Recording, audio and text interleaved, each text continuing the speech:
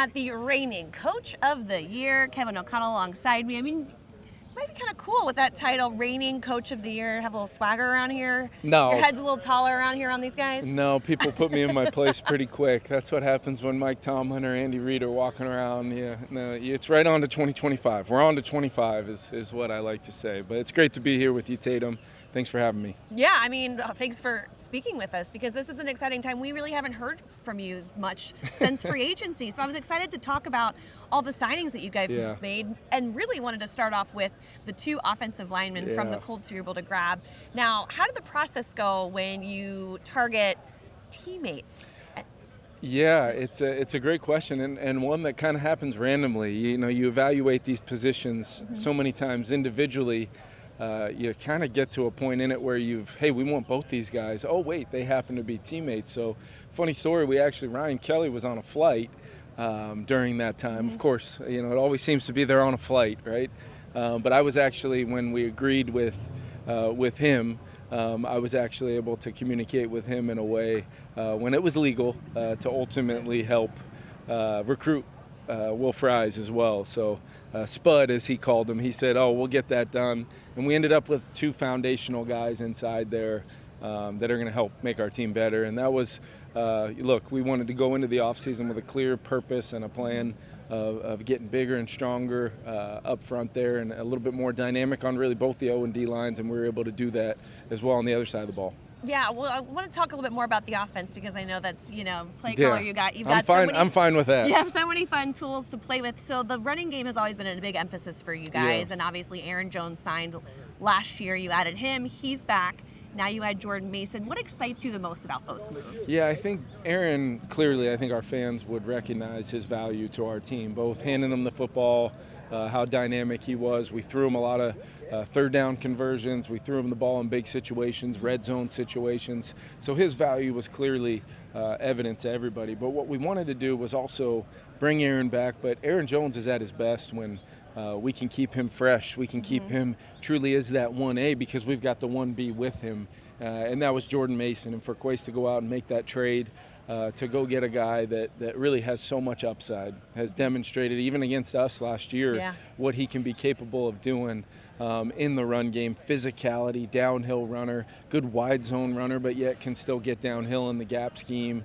I thought it was a perfect fit, not only to pair him with Aaron, but with schematically what we want to do. And we've got to continue not only as coaches to pair these new additions from a personnel standpoint with the best possible schemes and way we want to play as well to run the football as well as we can. Exactly. Now, going to the receivers, Rondale Moore, a veteran that you guys added. Where do you see him playing in this offense? What role do you envision him in? Yeah, I think the biggest thing about Rondale is, you know, of course he'll be in the process of coming back from his injury, but when he came out of Purdue, ball in hand guy, explosive. I mean, he's got 4.3 speed. He's got change of direction. He's a guy that we've really felt like pairing him with Justin Jefferson, Jordan Addison, Jalen Naylor, gave us another skill set to combine with those guys. He's done some punt return in the past, which gives him a chance to go change the game in the special teams phase if he's able to win that job, and just kind of add a skill set to the room that we really felt like could be different. Now it's our jobs to help him get healthy and have a great training camp and be ready to roll. A lot of these additions feel like you are really building the best type of offense that you can have a quarterback to operate. Yeah. That someone feels comfortable in that. So what have the conversations been like this offseason when it came to the quarterback position? Yeah, I think we've, you know, the conversations going into this offseason were tied directly to last offseason when we went out and got Sam Darnold. We really believed in him, putting him in our systems that we could see a great version of Sam Darnold. And he went out and won 14 games. But with that was identifying that young player, identifying that guy in the draft, picking at a place we didn't expect to be picking anywhere near anytime soon, near that top 10, and we're able to select J.J. McCarthy, and that plan was, you know, a two-part process that led us right into 2025. Now there's always going to be things you evaluate from a standpoint of being a really notable destination for quarterbacks. There's going to be guys that want to maybe come play for you at different stages of their career, whether that's a future Hall of Fame quarterback or a guy coming off of a successful season somewhere else, or maybe even a former guy that you've had at one point or another. you've got to analyze everything. You've got to analyze all the potential ways of making your team better, but never straying too far away from. That's a big plan we started in 2024, and we feel very good about it. JJ's in a great spot health-wise, and now it's about us going to work and doing our jobs as coaches, me being side by side with JJ through that development process, which, Tatum, you know that I care so deeply about, and we've got to go to work and make it come to life. How do you envision building that quarterback room with JJ McCarthy, Brett Rippon already in there? Obviously, you're going to add some more pieces. How do you envision that going? I think we want to, first and foremost, you always want to add to that room, whether it's going to be a guy that's 1 snap away, 2 snaps away. We've experienced it back in 2023. We had 4 guys play. So we need to add somebody that we can, that we can move the football with, we can win with, that'll add some competitiveness to that room through their experiences. Is that a veteran guy that's done it for a long time and is looking to really kind of embrace a role like that? Or is it a guy that maybe is at a point in his quarterback journey where he's just looking to be in a good place with good people and good coaching? So we've got a lot of options via signing potential free agents, maybe a trade. Kwesi has proven to do what is required to make our football team better, and I got a lot of respect for him for that, and we're going to keep working through it. Yeah, he definitely made a lot of moves this offseason to help with your roster, and defensively, you also retained Brian Flores as defensive coordinator, which provides that continuity. As far as like the moves that he made on the defensive side of the ball, what were you most excited about? I think Javon Hargrave and Jonathan Allen, 2 veteran guys that are proven disruptors in the interior, and I think people maybe underestimating their impact when you think about what we did on the edges last year with Grenard, Van Ginkel, drafting Dallas Turner, who's going to have a great second year as a Minnesota Viking, and then Blake Cashman and Ivan Pace. You're really starting to talk about a front that is as formidable as anybody in the National Football League. And then when you look at from a standpoint of getting Byron Murphy back, such an incredible scheme fit with all the ways we play. We don't play defense like a lot of teams in the NFL, and that was a design and a crazy idea by myself to bring Brian Flores here and turn the mad scientist loose. And with that, you get players like an Andrew Van Ginkel, Byron Murphy, Harrison Smith in year 14 coming back.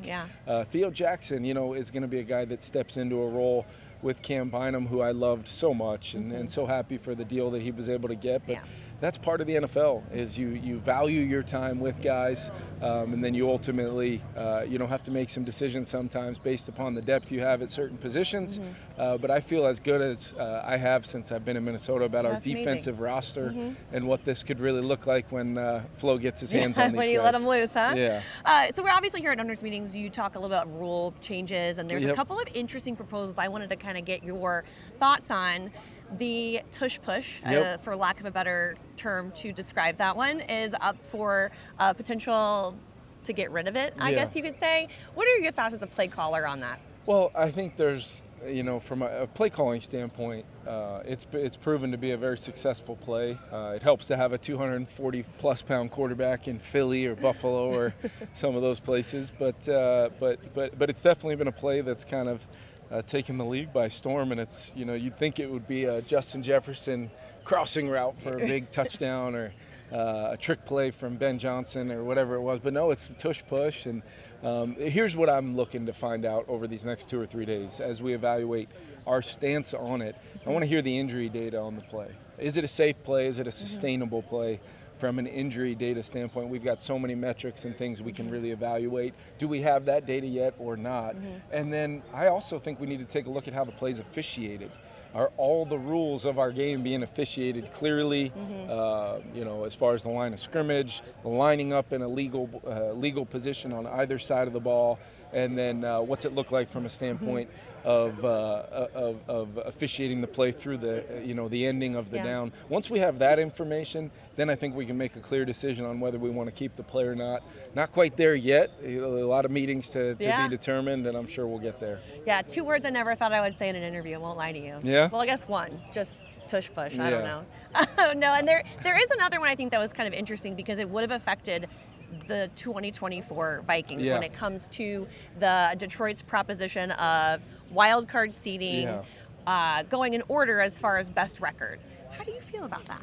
It coming out of last year, it would have been awfully nice to have this be discussed the year before you finished in second as a 14-3 team. But here's what I know. I think that there's a valid conversation to be had, but I also think with that you're going to have a conversation about how we schedule. Because a record against with the rotating schedules, sometimes a division-winning team that wins 10 or 11 games, if they've got to play two of the best divisions in football in totality, might be better than a team that wins 12, 13, or 14. Against other divisions, and that changes every year. Such parity in our league, it's hard to really forecast what those divisions are going to be, especially when you got a 14-3 team that everybody thought, what they had us for 6.5, I think it was last year. So hard to really predict the future, and that's a major rule. And the only other thing I would add is I do think the divisions matter in the NFL. Such great history. Rivalries, like that's all still got to matter. So if we can find a place to answer some of those questions. Happy medium, right? Yeah. Should be a fun discussion, though. It should be, and I'm very much looking forward to it. Awesome. Well, we'll let you get to it. Thank you so much for your time. Yeah, thanks, Tatum.